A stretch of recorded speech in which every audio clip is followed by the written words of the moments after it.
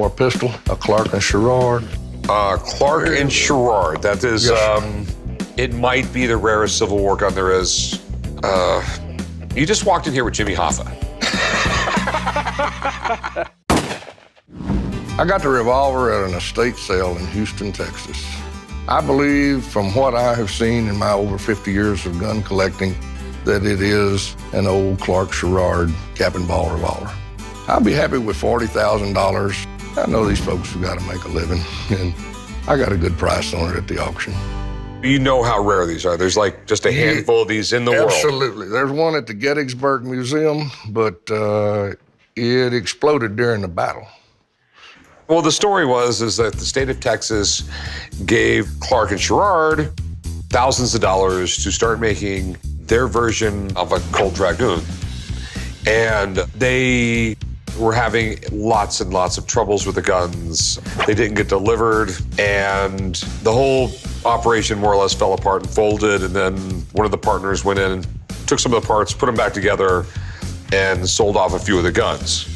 And for every Clark and Sherrard real gun, there's like 1,000 fakes. Okay, and makes sense.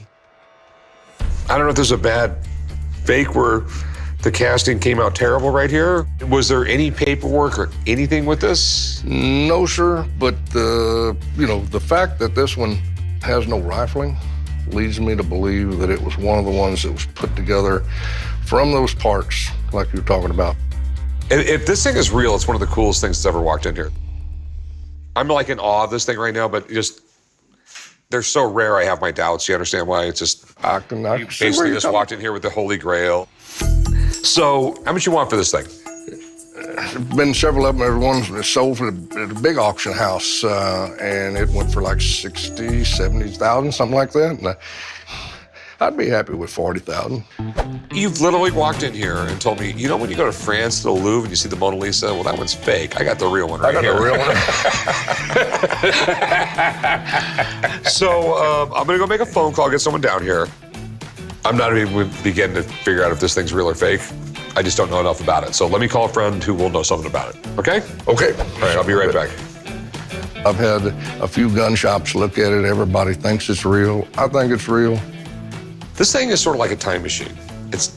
They don't exist. I'm hoping that the expert is going to finally be able to clear it up and authenticate the piece.